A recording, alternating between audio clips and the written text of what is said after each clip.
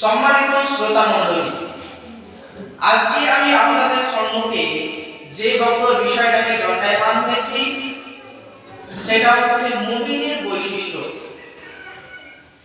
মুমিন হতে গেলে কি কি দরকার, কতগুলি গুণ দরকার যে মুমিন হতে গেলে। মুমিন হতে গেলে তিনটা গুণ দরকার। আল্লাহ তাআলা তিনটা গুণের কথা বললেন। এর মধ্যে এক নাম্বার হচ্ছে যে আল্লাহ তাআলা তিনার রাসূল সাল্লাল্লাহু আলাইহি ওয়াসাল্লাম তিনাকে নবী করেছেন, এই বলে আমাদেরকে সত্য নবী বলে মানতে হবে।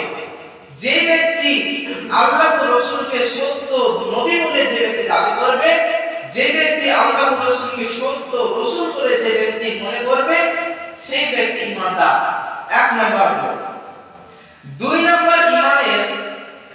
নাম্বার ঈমানের বৈশিষ্ট্য হলো যে ব্যক্তি আল্লাহকে ভয় করবে, যে ব্যক্তি আল্লাহকে আল্লাহ বলে মানবে, আল্লাহকে এক বলে মেনে নেবে, সেই ব্যক্তি প্রকৃত ঈমানদার বা প্রকৃত মুমিন।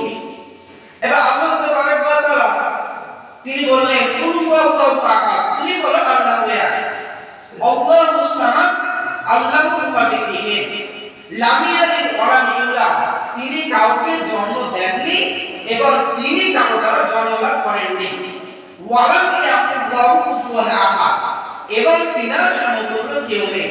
এটা আমাদেরকে মানতে হবে। যে ব্যক্তি এটার বিশ্বাস করে সেই ব্যক্তি মুমিন। আল্লাহ তাআলা ওদেরকে মুমিন বলেছেন যে ব্যক্তির ভিতরে এই তিনটি গুণ থাকবে। এবার প্রকৃত মুমিন যদি হতে যায় তাহলে এই তিনটি গুণ লাগবে। যার ভিতরে এই তিনটি গুণ থাকবে সেই ব্যক্তি মুমিন হতে পারবে। এবার ওই মুমিন সফল কাম হবে। কোন মুমিন? যে মুমিনের ভিতরে এই তিনটি গুণ থাকবে। এবার আল্লাহ তাআলা বলছেন এবার মুমিনরা যদি সফল কাম যদি হতে যায় তাহলে তার আবার পাঁচটি গুণ লাগবে। সেই গুণগুলো কি? আল্লাহ তাআলা বললেন বিসমিল্লাহির রহমানির রহিম, قد أفلح المؤمنون الذين هم في صلاتهم خاشعون।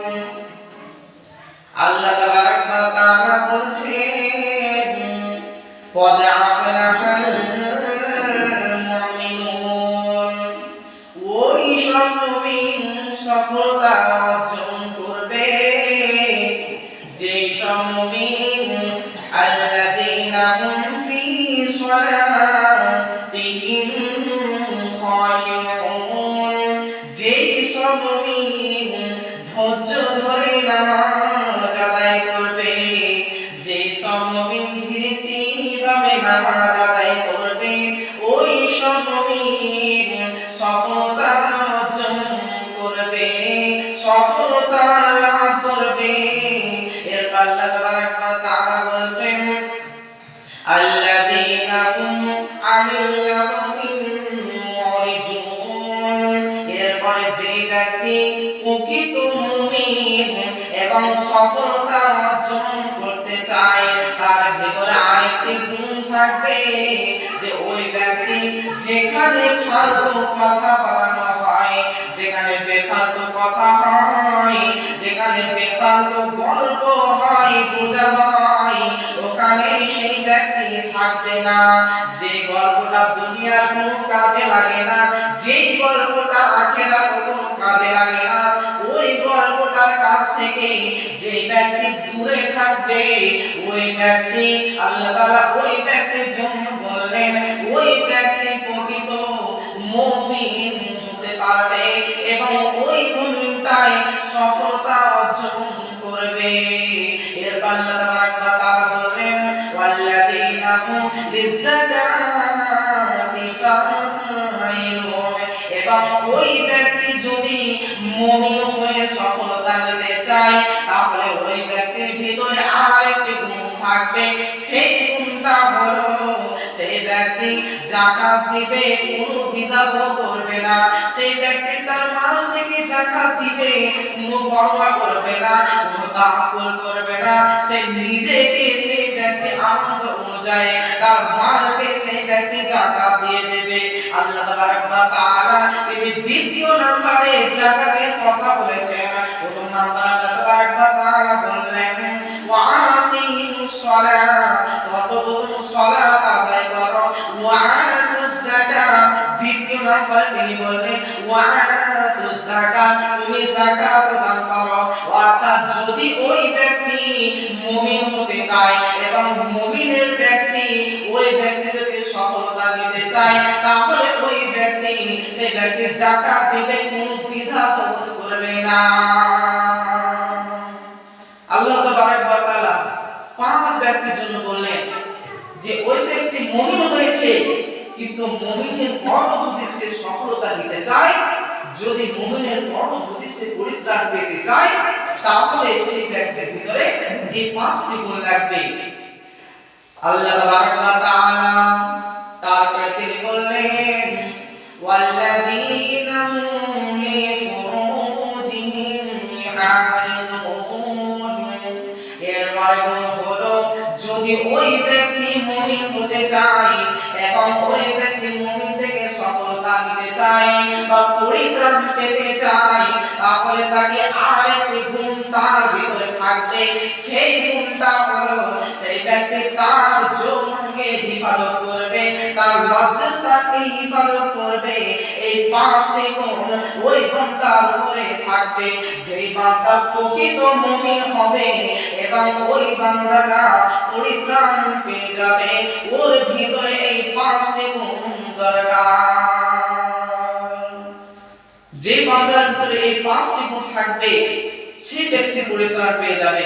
কারণ আল্লাহ তাবারক ওয়া তাআলা সূরা মুমিনের প্রথম নম্বর আয়াতের মধ্যে বললেন ওয়া আফলাহাল মুমিনুন, ওই সব মুমিন সফল কাম হবে, ওই সব মুমিন পরিত্রাণ পেয়ে যাবে যেই সব মুমিন এই পাঁচটি কাজ করবে।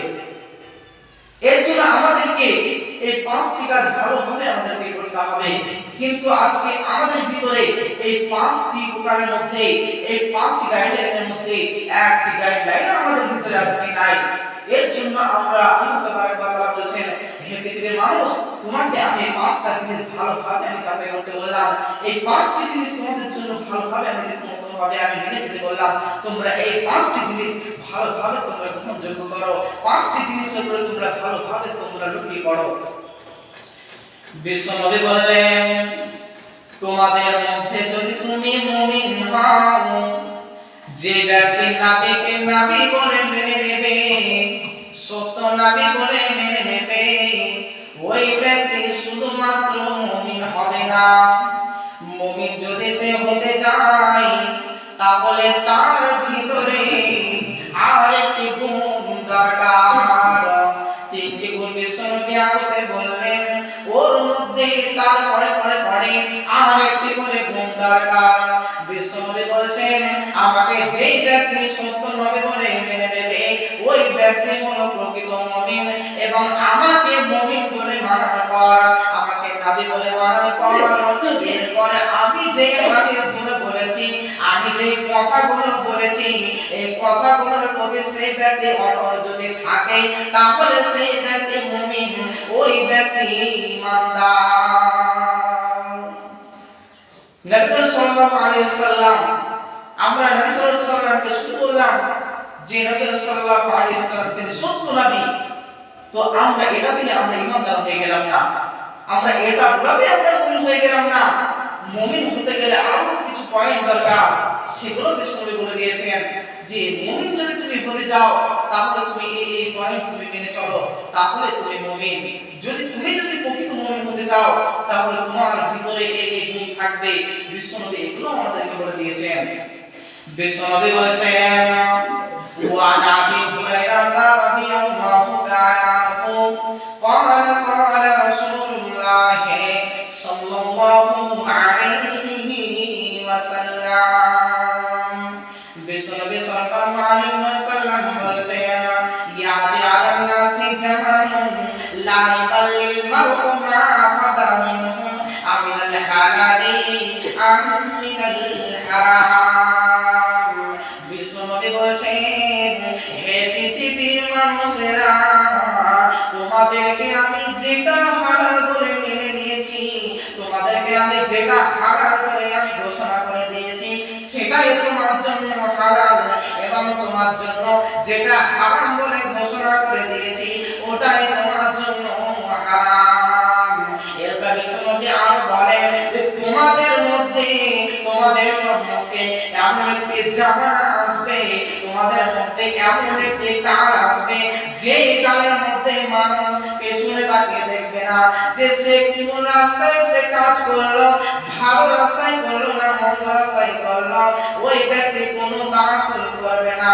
এর জন্য বিশ্বনবী সাল্লাল্লাহু আলাইহি ওয়াসাল্লাম বলেছেন, তুমি যদি প্রকৃত মুমিন হতে চাও, তাহলে তোমাকে আমার হাদিসকে ভালোভাবে তোমাকে জানতে হবে, ভালোভাবে তোমাকে চর্চা করতে হবে, এবং এর উপরে তোমাকে আমল করতে হবে। বিশ্বনবী সাল্লাল্লাহু আলাইহি ওয়াসাল্লাম যে পয়েন্টগুলো বলে দিয়েছেন, এগুলো যদি আমরা জানতে পারি বা মানতে পারি, তাহলে আমরা মুমিন হতে পারবো, প্রকৃত মুমিন হতে পারবো। যেমন সাহাবীদের যুগে সাহাবীরা কেমন ইমানদার ছিল, তাদের ভিতরে কেমন ঈমান ছিল, আর আজকে আমাদের ভিতরে কেমন ঈমান। নবী সাল্লাল্লাহু আলাইহি ওয়াসাল্লাম বলেছেন, এক সাহাবা ছিল, সেই সাহাবীটার নাম হলো আবু বকর। সেই সাহাবীটাকে, ওই সাহাবীর গুণ কি ছিল, ওই সাহাবীর মর্যাদা কি ছিল। বিশ্বনবী আগ্রাতে অনেক অসুস্থ, বিশ্বনবী অনেক একদিন অসুস্থ ছিলেন, এবং বিশ্বনবীর ইমামতি করার জন্য দায়িত্ব দিলেন কাকে, সে হলো আবু বকর। বিশ্বনবী সাল্লাল্লাহু আলাইহি ওয়াসাল্লাম তার ইমামতির জন্য দায়িত্ব দিলেন আবু বকরকে। তাহলে আবু বকর কত তাহলে নামি দামি লোক ছিলেন। ওই আবু বকর, বিশ্বনবী আবু বকরকে বললেন, আবু বকর, তুমি আমার জন্য আমার বদলাতে তুমি কয়েক সপ্তাহ ইমামতি করবে। সমস্ত সাহাবা ছিল, তাদেরকে কাউকে কিছু বলেননি, সমস্ত সাহাবী ছিল, তাদেরকে কোনো কথা বললো না, কিন্তু বিশ্বনবী ওই আবু বকরকে তিনি ইমামের দায়িত্ব দিয়ে দিলেন। তাহলে আবু বকর কেমন লোক ছিলেন, আবু বকর কত নামি দামি লোক ছিলেন, আবু বকরের কত ঈমান ছিল। বিশ্বনবী সাল্লাল্লাহু আলাইহি ওয়াসাল্লাম তিনি আরো বলে দিলেন যে কঠিন কিয়ামতের দিনে মানুষকে যখন এক জায়গায় হাজির করা হবে, তখন আবু বকরকে যখন কিয়ামতের দিনে নিয়ে যাওয়া হবে, তখন জান্নাতের 8টি গেট, ওই 8টি গেটে সে আবু বকরকে ডাকবে, আবু বকর রে তুই আমার দিকে আয়। এই 8টি গেট দরজা তাকে ডাকবে, আবু বকর তুমি আমার দরজা দিয়ে চলে আসো, আবু বকর তুমি আমার দরজা দিয়ে চলে আসো, আবু বকর তুমি আমার দরজা দিয়ে চলে আসো। এরকম করে 8টি দরজায় আবু বকরকে ডাকবে। এর জন্য বিশ্বনবী বলেছেন যে আবু বকরকে আমি এত গুরুত্ব দিতাম, আবু বকরকে আমি এত মূল্যায়ন করতাম, ওদের আমাদেরকে সে আবু বকরের মতো করে আমাদেরকে এই জীবন যাপন করতে হবে। আবু বকরের ঈমান কেমন ছিল, আবু বকরের জীবনী যদি বলা হয়, তাহলে আমাদের চোখ দিয়ে পানি চলে আসবে। আবু বকর এমন কাজ করেছিল যেটা আমাদের দ্বারা সম্ভব নয়, ওটা আমরা আজকে পারবো না। আবু বকর এত কষ্ট করেছিলেন, এর জন্য বিশ্বনবী সাল্লাল্লাহু আলাইহি সাল্লাম তাকে অনেক ভালোবাসতেন, তাকে অনেক মর্যাদা দিয়েছিলেন। বিশ্বনবী বলেছেন, যত সাহাবী ছিল, সমস্ত সাহাবী যদি নেকিকে, সারা জন্মের নেকিকে যদি একটা পাল্লায় যদি চাপানো হতো, আর যদি ওই আবু বকরের শুধুমাত্র ইয়াদিনের নেকিকে যদি চাপানো হতো, তাহলে আবু বকরের পাল্লাটা বেশি ভারী হয়ে যেত। তাহলে আবু বকর কেমন লোক ছিলেন, আবু বকর কি এমন সে আমল করতো যে তার একদিনের আমলে, তার একদিনকার নেকিতে সমস্ত সাহাবার নেকি তার নেকি থেকে হালকা হয়ে যাবে। তাহলে সে কি এমন নেকি করতো, সে কি এমন কাজ করতো?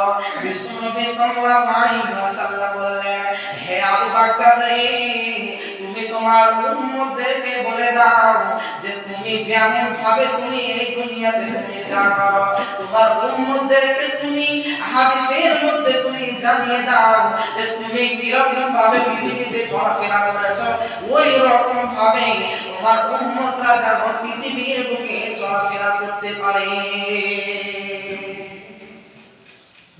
আবু বকরকে তাকে এত মর্যাদা দেওয়া হয়েছিল যে আবু বকরের এক লাখটার নেকিতে যত সাহাবী ছিল তাদের সমস্ত নেকিকে যদি একটা ডায়েরিতে চাপা হয় তাহলে সে আবু বকরের নেকিটাই বেশি ভারী হয়ে যাবে। তাহলে আবু বকর কি এমন কাজ করত?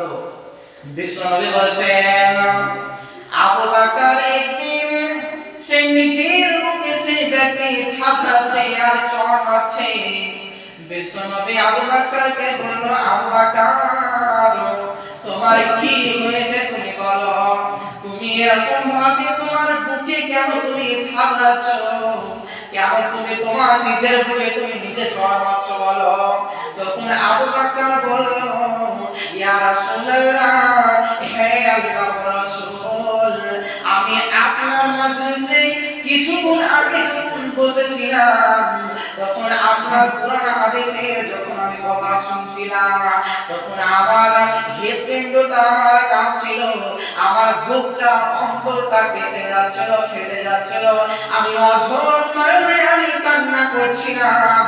এবার কাঁদতে কাঁদতে কাঁদতে আমি যখন বাড়ি চলে এলাম, বাড়িতে যখন আমি ঢুকলাম আমার স্ত্রীর মুখটা আমি যখন আমার চোখে আমি দেখতে পেলাম তখন আমার স্ত্রীর মুখ দেখে আমি চ্যান করে হাসতে লাগলাম। যখন আমি আমার স্ত্রীর দিকে যখন আমি তাকে হাসতে শুরু করলাম তখন আমার মন বলে, আবু বকর তুই হলি মুনাফিক, তুই যদি মুনাফিক না হস এক্ষুনি তুই নবীজির দলে তুই কাঁদছিলি আর এখন তুই কিসের জন্য হাসছিস, তোর ভিতরে মুনাফিকি আছে। বিশ্বনবী তাকে সান্ত্বনা দিয়ে বলল, আবু বকর তুমি চুপ করো, তোমার কোনো অসুবিধা নাই, তুমি আমার মজলিসে তুমি কাঁদছিলে আর তুমি তোমার বাড়িতে তুমি হাসো, এটাই তো তোমার জন্য গাইডলাইন। আমি যদি তোমাকে বলতাম বা তোমাদের জন্য যদি এরকম নিয়ম হতো যে তোমরা এখানেও আল্লাহর ভয়ে কান্না করবে এবং বাড়িতেও আল্লাহর ভয়ে কান্না করবে তাহলে তোমরা কেউ সংসার করতে পারতে না। এর জন্য বিশ্বনবী বললেন, আবু বকর রে, তুই যে তোর স্ত্রীকে দেখে তুমি হেসেছো এটাও তোমার জন্য ইবাদত। আবু বকর সেই ব্যক্তি তার মনে গাহালো যে আমি এক্ষুনি নবীজির আমি একটা সভাতে বসেছিলাম, সেখানে আমি এত কান্না করছিলাম আর এসে আমি স্ত্রীর ঘরে যখন এলাম তখন আমি কি ব্যাপার, আমার কেন মুখ দিয়ে আমার হাসি বের হচ্ছে, আমার স্ত্রীকে দেখে কেন আমি হাসছি বলে সেই ব্যক্তি আবার হয়তো সে কাঁদতে শুরু করলো। সেই ব্যক্তি বলতে বলতে লাগলো যে আমার ভিতরে হয়তো মুনাফিকি আছে।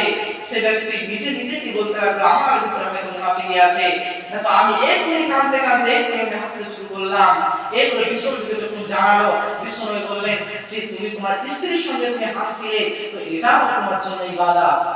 তাহলে সেই ব্যক্তি তাহলে ঈমান কত ছিল, সেই ব্যক্তির ঈমান কত মজবুত ছিল যে সেই ব্যক্তিকে একটু সন্দেহ লাগলো যে আমি মুনাফিক হয়ে গেলাম আর সেই ব্যক্তি কাঁদতে শুরু করলো, অচঞ্চলে কাঁদতে কাঁদতে কাঁদতে নবী সাল্লাল্লাহু আলাইহি ওয়াসাল্লামের কাছে চলে গেল। তাহলে আজকে আমাদের ঈমান দেখেন, আজকে আমরা কেমন আজকে মুমিন, আজকে আমাদের জীবনে মুমিনের কেমন তেজতা যে আজকে আমরা এত গুনাহ করছি, আজকে আমরা এত পাপ করছি কিন্তু পাপের পর আজকে আমাদের জান একটু কাঁপে না। আজকে আমরা এত গুনাহ করছি, এত পাপ করছি কিন্তু আমাদের জান একটু আজকে হারে না। আমরা কেন মুসলমান, আমরা কেন